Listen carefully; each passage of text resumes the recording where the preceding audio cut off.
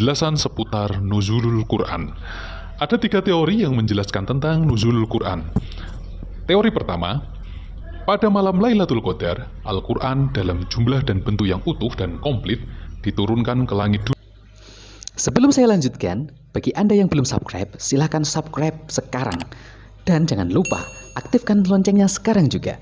Karena dengan Anda subscribe, Anda turut mengembangkan channel ini. Dan subscribe itu gratis. Dunia sama dunia.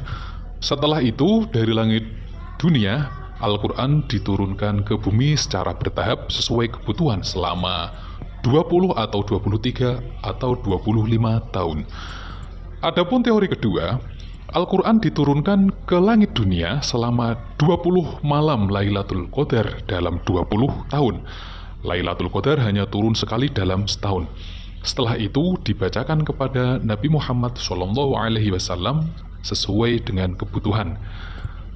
Adapun teori ketiga, Al-Quran turun pertama kali pada malam Lailatul Qadar. Selanjutnya, Al-Quran diturunkan ke bumi secara bertahap dalam waktu yang berbeda-beda.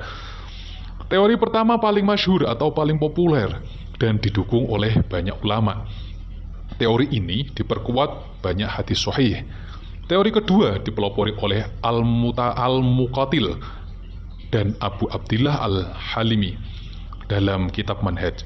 Juga Al-Mawardi dalam tafsirnya. Teori ketiga dikemukakan oleh Asy-Sya'bi dan lain-lain.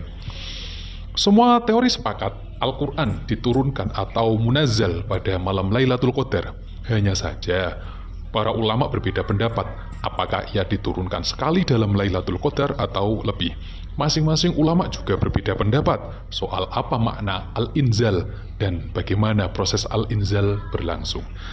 Yang pertama mengatakan Al-Inzal adalah Al-Idhar, yaitu melahirkan, menjelaskan, menghadirkan, atau memperlihatkan.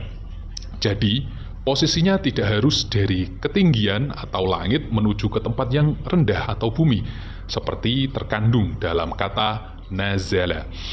Pendapat kedua, Allah Subhanahu wa Ta'ala memberikan pemahaman kepada malaikat Jibril yang ketika itu berada di langit.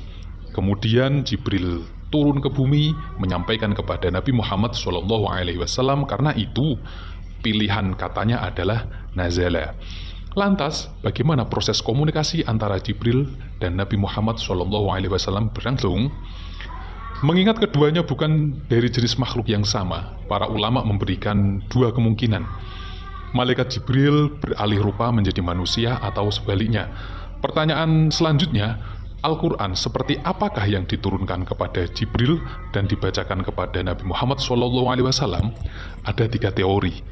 Yang pertama, Al-Quran diturunkan kepada malaikat Jibril lafdon wa ma'nan, kata dan maknanya secara sekaligus. Penjelasannya begini, malaikat Jibril menghafal Al-Quran yang tertulis dalam Lauhul Mahfud atau tablet yang terjaga, kemudian dibacakan ulang kepada Nabi Muhammad SAW. Menurut teori ini, ukuran setiap huruf di Lauhul Mahfud sebesar gunung Kaf. Di bawah huruf-huruf itu ada maknanya masing-masing yang hanya diketahui Allah Subhanahu wa Ta'ala. Kedua, malaikat Jibril membacakan Al-Quran kepada Nabi Muhammad SAW menggunakan makna khusus. Selanjutnya, Nabi Muhammad SAW menerjemahkannya ke dalam bahasa Arab. Ketiga, malaikat Jibril hanya menyampaikan makna Al-Quran. Selanjutnya, agar Al-Quran dipahami audiensnya, Nabi Muhammad SAW membungkusnya dengan bahasa Arab.